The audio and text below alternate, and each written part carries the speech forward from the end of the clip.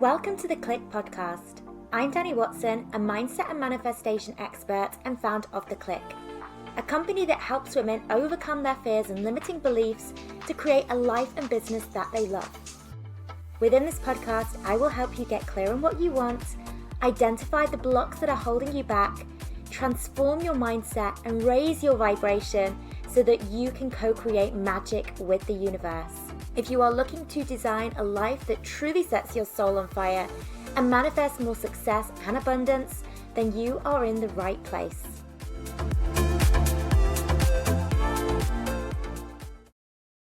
Hello ladies, and welcome to a brand new episode. For this episode, I have had a request from one of you lovely listeners dropping into my Instagram DMs asking if I could touch upon the subject of healing the mother wound. Now, it's interesting that this request has come when it has, because I recently been spending a lot of time with my own mother. My mum has been over to visit, and we actually did a little weekend trip. We took my two eldest children to Madrid for the weekend. So it's actually only a couple of hours on the train from where we live in the south of Spain. My first time visiting Madrid. We took them it was a theme park, kind of like a Disney theme park, but it was Warner Brothers. But it had all of the Halloween festivities going on. I am a sucker for any kind of holiday, whether it's Christmas, Halloween, Easter. I love it all. I love dressing up the kids. I love decorating the house. And I love anything with a theme. So going there was amazing because the decorations were absolutely incredible. They had all of these amazing Dia de los Muertos performances. And yeah, it was just a really fun weekend. And we also went to the Harry Potter exhibition, which I grew up with Harry Potter. So that for me was like, a childhood dream come true to, go to this exhibition. I'm not sure if my kids really got it. In fact, my son, who is only 3, so maybe a bit young for Harry Potter, he was quite scared for the whole thing. So I actually had to carry him around the whole exhibition. He didn't really get into it so much. My daughter did. My daughter is quite like me when I was that age, very witchy, loves anything kind of magic and witches and all of that stuff. So she got quite into it. But yes, I spent the weekend with my mother, and I have a really great relationship with my mother, and we get on really well, and I had a really, really loving childhood. And the reason why I'm telling you this is because I want to start by saying that healing the mother wound doesn't necessarily always stem from a dysfunctional or neglectful relationship with your mother. And there's often ways in which we can heal our relationship with our mother despite having a pretty good relationship on the surface with our mother. So when I first heard of the concept of the mother wound, I didn't necessarily think that it applied to me. And I actually felt bad and guilty for even considering that I would have a mother wound, because I know that my mom has always put myself and my sisters, our priorities and our needs first, and has always had our best interest at heart. But this isn't to say that there can't be subtle wounds there that impact how we actually show up in our adult life. Now, the mother wound, it is nuanced and it can manifest in very different ways. And it is often associated with dysfunctional relationships between a mother and their child. But as I said, it is possible to experience a mother wound even with a seemingly good or functional adult relationship with your mother. Now, let's just start with what actually is the mother wound. So it refers to an emotional and psychological pain that will often stem from a mother's inability to either nurture, support, or perhaps connect with her child. And then the result of that is that can lead to issues with self-esteem, worthiness, trust, difficulties with relationships in adulthood. Now, in many cases, this can stem from a dysfunctional mother-child relationship where there's neglect, emotional unavailability, maybe even abusive behaviors. And these experiences can then create these deep-seated feelings of inadequacy or unworthiness in the child, which then filters into their adult life. But going back to what I said, there can often be these subtle dynamics where even in a very good relationship, there can be things that contribute to the mother wound. So, for example, a mother could have really, really great intentions, but may struggle to validate her child's feelings or experiences. Now, as a result of this, a child can actually feel a sense of emotional neglect. Now, an example of this is, actually this was something that I was having a conversation with a client recently, where they had grown up in very much a tough love kind of environment. And I could resonate with this because it was very similar to my own experience where, we were very much taught to get on with things and to build up this strong sense of resilience. So one of the memories for my client was when she would get upset, something would happen to her, her mother would say, "You're fine, you're strong, you don't get upset over little things, look how brave you are." And I have seen myself do this even with my own children, where they've fallen over and they've hurt themselves. And I said, "Oh, look, you're so brave, you're not even crying." And what I realize I'm doing is diminishing their emotions. And this can actually be a form of emotional neglect, not giving the child space for their emotions to be seen, heard, almost invalidating what it is that they're feeling. And we do so out of love. There are often no bad intentions here. And this is the thing with the mother wound. Often it's because our mothers didn't know better, or they are just repeating the ways in which they were parented.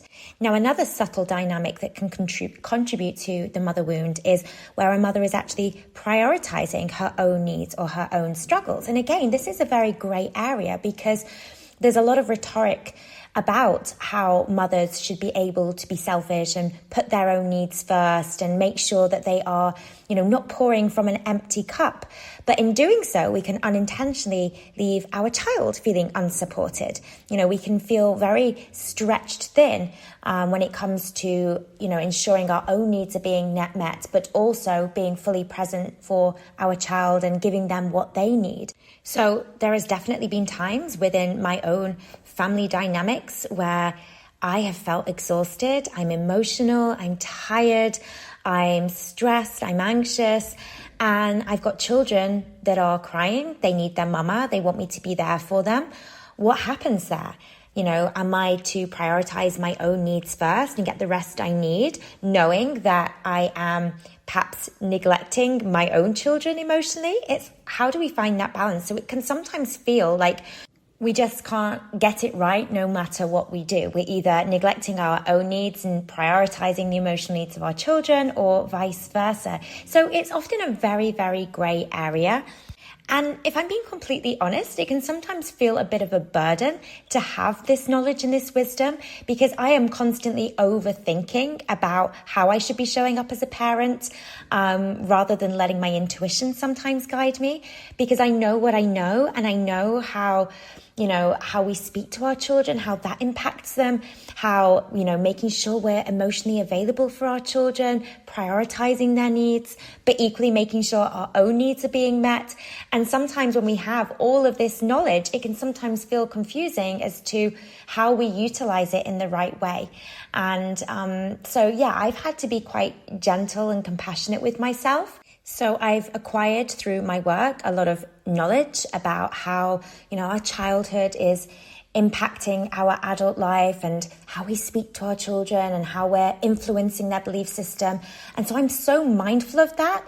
But I think sometimes you have to allow your intuition to guide you and trust that you are doing the best that you can with the information that you have. And there's sometimes going to be these grey areas where you don't know which is the right way to show up or the right phrase that you should be using. If you are a parent, there has to be some degree of compassion for yourself and how you are mothering, without overly worrying as to whether you're damaging your child or you're creating negative beliefs, or, they may have a mother wound later on in life.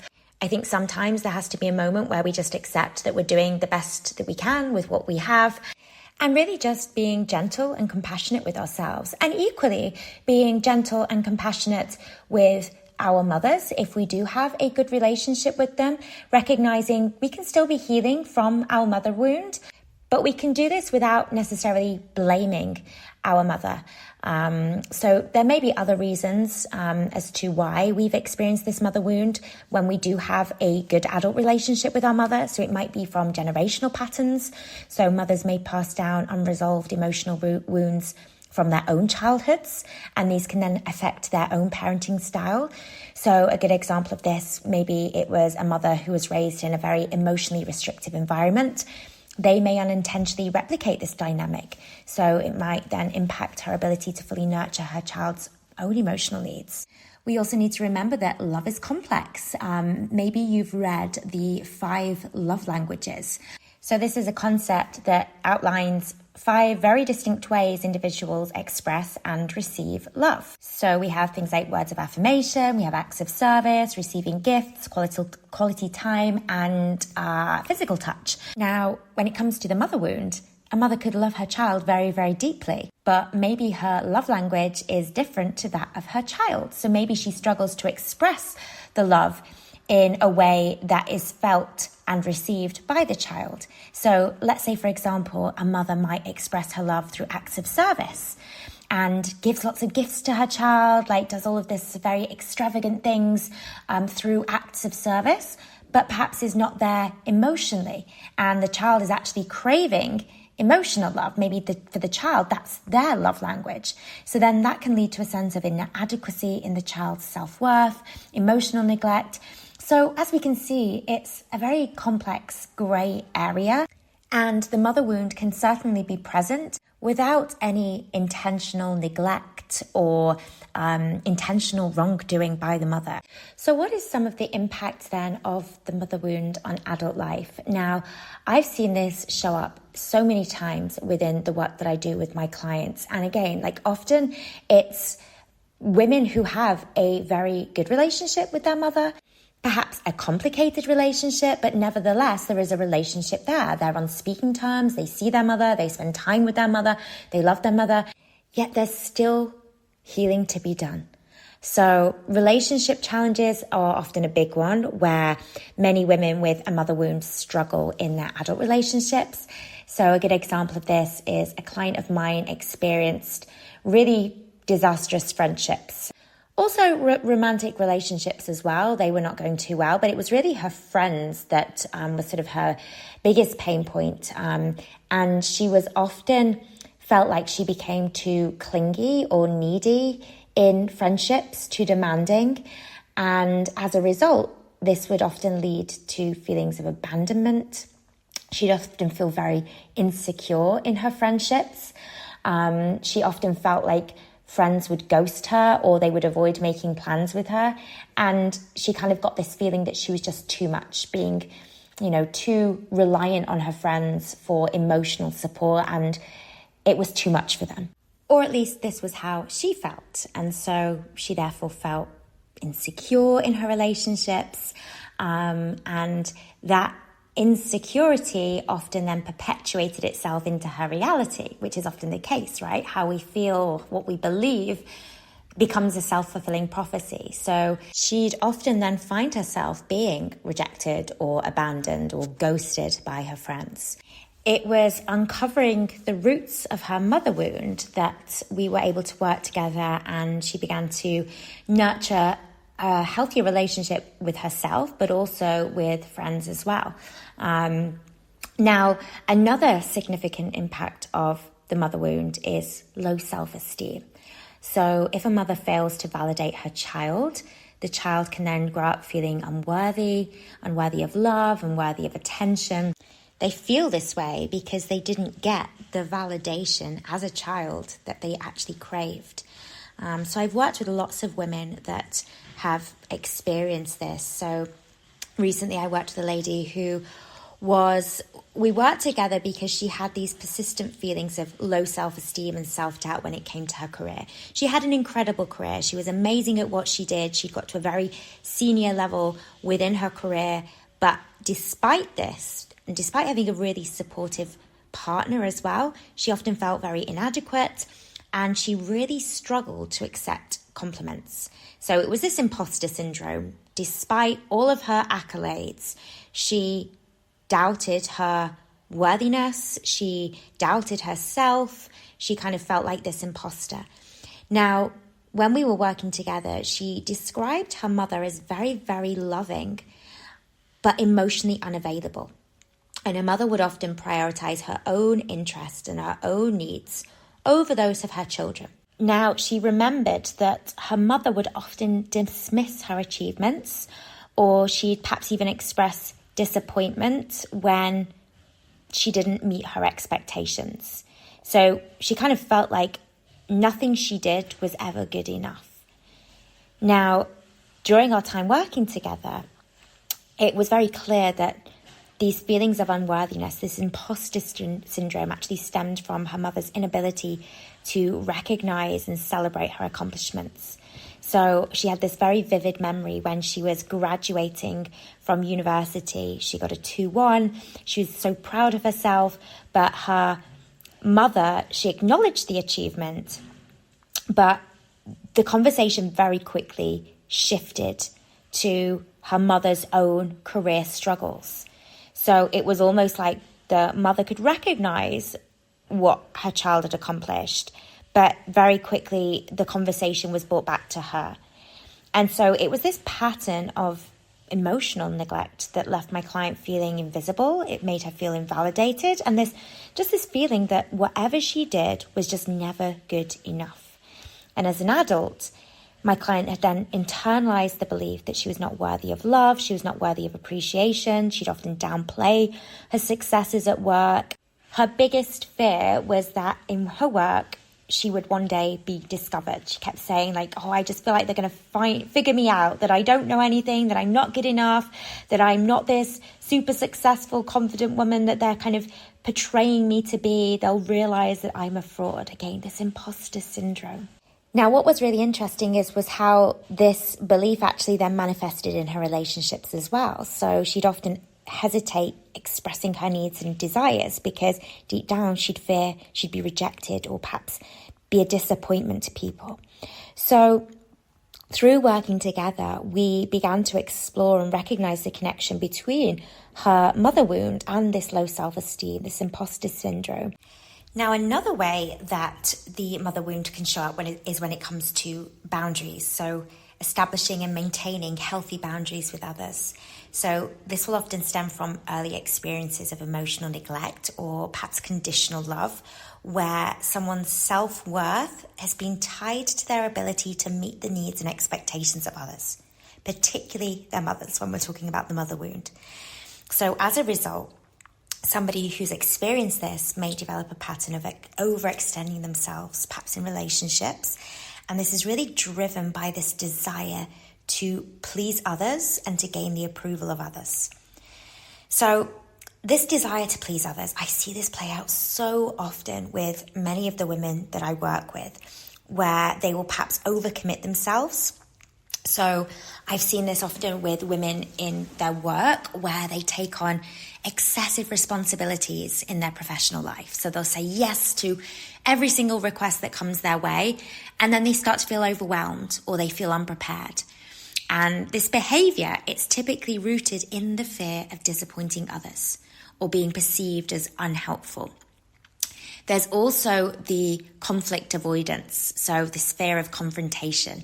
And again, I see this often play out with professional women where they keep themselves quiet at work. They avoid confrontation. They'll perhaps suppress their own needs and desires to maintain harmony within their working relationships or even in their personal relationships as well.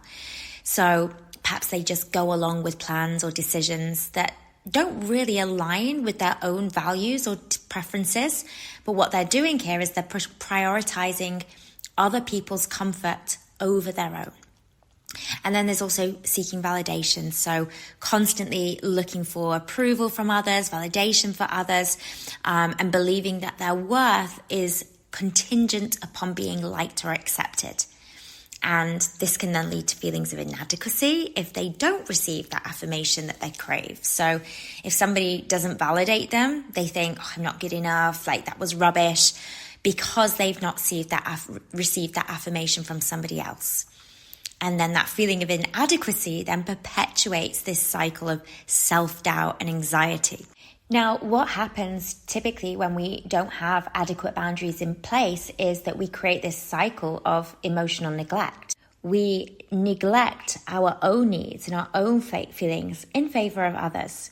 And as a result, we can feel resentful. The lack of reciprocity in relationships can lead to feelings of resentment, frustration.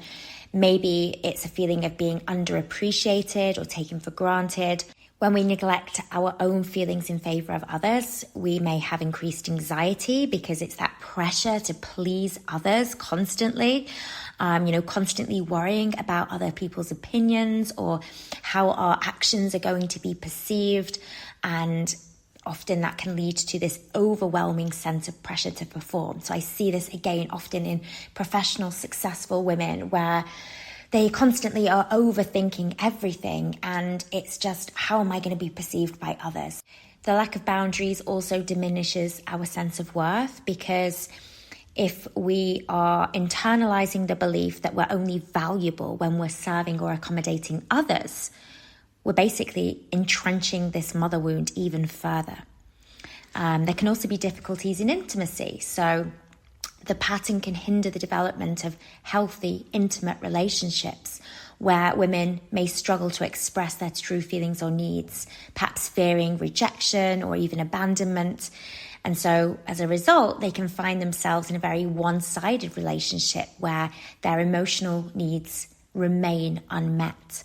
Now, another hallmark of the mother wound is heightened emotional sensitivity. So a woman may find herself overreacting to perceived slights or criticisms. So this may mean really not being able to handle criticism well, or getting very, very upset at any sort of slight criticism that you receive. And really this stems from this deep-seated belief that they're unworthy of love, they're unworthy of attention. Now, when it comes to healing the mother wound, I wanted to share some of the things that I find are quite powerful when I do this work with my own clients. First of all, just having that opportunity to reflect and really unpack the feelings associated with the mother wound. Now, going back to what I mentioned at the beginning of this episode, I think it's first important to just remember that there doesn't need to be any blame here. We can have very good, strong, healthy relationships with our mothers, yet still experience some sort of subtle wound that is impacting us as an adult. So it's being sort of compassionate with both yourself, but also with the person, the mother that raised you as well. But reflecting on your relationship with your mother and looking at any specific incidents or experiences that perhaps contributed to your current emotional pain or patterns of self-sabotage, and allowing yourself to acknowledge what you are feeling without necessarily judging anything.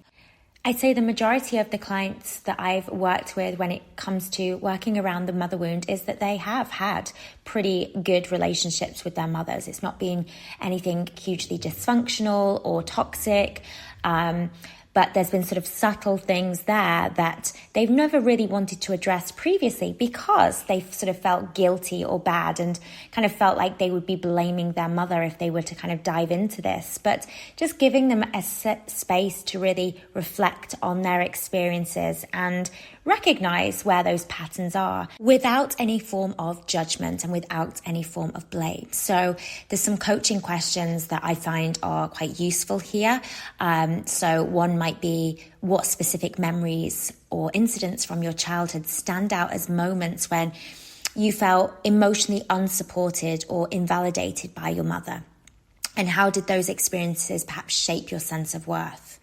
Maybe another question is, in what ways do you notice the impact of your relationship with your mother in your current life, particularly in your relationships, your self-esteem, your ability to set boundaries?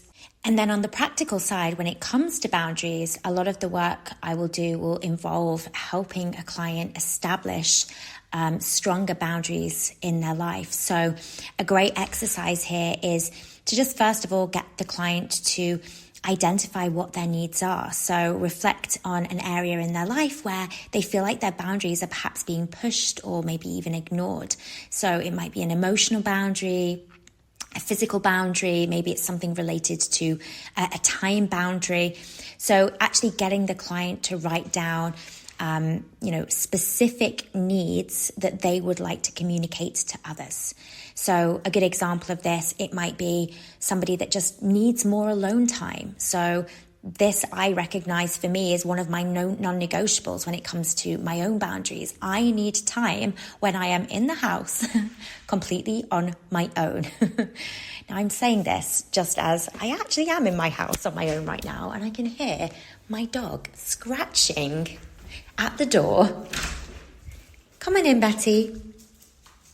So yeah, I'm never really truly alone in my own house, but I recognize that this is a boundary of mine. I need time when the children are not in, my husband is not in the house, like I've got the house completely to myself, and to just feel that sense of aloneness. I need that. That is one of my boundaries. So that's something very specific that I can write down and be very clear about.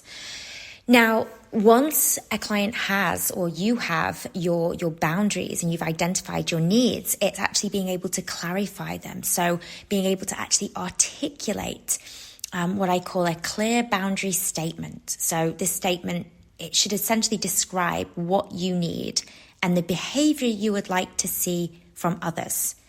And you want to kind of use I statements here. So for an example, I need at least 30 minutes of quiet time in the house alone for me to be able to recharge. So that it would be my clear boundary statement. And then once you've got your boundary statement, it's choosing low stakes situations. So these are situations where you can essentially practice asserting your boundaries. So could be something like interacting with friends or a family member where the stakes are relatively low and the response is likely to be quite supportive or neutral. So let me think of an example. Maybe it's you ask a co-worker to not interrupt you during a meeting, or maybe you tell a friend to not text you after certain hours, or, saying to your husband or a family member that you need some time to yourself on the weekend for 30 minutes. So choosing your low stakes situation and then actually just practicing asserting yourself, actually rehearsing you putting this boundary in place. So role playing, maybe just with yourself in front of a mirror, or, if you have a coach, role playing with your coach. So focusing on the tone of your voice, your body language, maintaining eye contact to really convey that confidence, and just practicing, rehearsing your boundary statement. And then once you do feel comfortable, start implementing those boundary statements into actual real life situations. So really paying attention to how it feels to fully express your needs. And then you can reflect on your experience. So, how did you feel before, during, and after asserting your boundary? How did the other person respond? Did you feel respected by them? Did you feel heard by them? What would you perhaps do differently next time? So these are just sort of practical things that you can do to, start reinforcing some of those boundaries. And then another one of my favorite tools for mother wound healing is writing a letter to your mother. So this exercise will help you or your client process and heal from the mother wound by expressing their feelings and writing down their experiences in a letter. And whether they choose to send that letter or not, it doesn't really matter. It can actually just be a very powerful tool for reflection and emotional release and healing, just to write those things down. Now, this letter, it can be really structured in any way that feels right to you, but some things to consider might be expressing your feelings. So sharing how you feel about your relationship with your mother, being honest about any pain, any disappointment, frustration you maybe have experienced, actually acknowledging your needs. So describing what you needed from her that you didn't receive back then, or perhaps you don't receive now. So it could be emotional support, validation. It could just be nurturing. Maybe it's actually writing about specific events or memories that perhaps stand out as significant in shaping your feelings, and explaining how those experiences made you feel at the time and how they are impacting you today. Maybe even expressing forgiveness, if you're feeling ready for this, of course. Forgiving your mother, not just for her, but for yourself as well, and acknowledging that both of you are human and that healing, it is a process. And so this letter that you write, it should be free flowing. Again, there's no sort of right or wrong way about it, but it can be a really healing and cathartic process. Perhaps even after you finished writing the letter, choosing to read that letter out loud to yourself, and it can actually help then reinforce your feelings and provide almost like a sense of closure. I hope that you found this episode useful. It's something that I'm finding is coming up increasingly in the work that I do with my clients, this healing the mother wound. And again, just as a reiteration of what I've said during this episode, it doesn't necessarily mean that you have a bad relationship. Now, since I announced it on last week's episode, I've had quite a lot of people reaching out asking me about the app. All will be revealed soon. We are still waiting they're doing sort of in the testing stage, making sure everything is ready for release on both. It will be available on both iOS, so in the on the Apple, the iPhone App Store, and also on Android as well. So yes, as soon as we have a date for release, we will let you know. We will be doing a special launch offer to celebrate the release of the new app, with some exclusive bonuses and opportunities included with that. So yes, all will be revealed soon, I promise, ladies.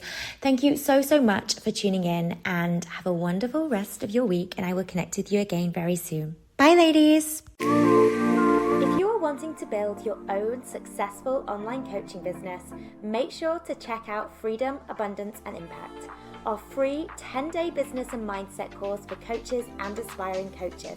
To access, simply head to wearetheclick.com and click free course in the menu.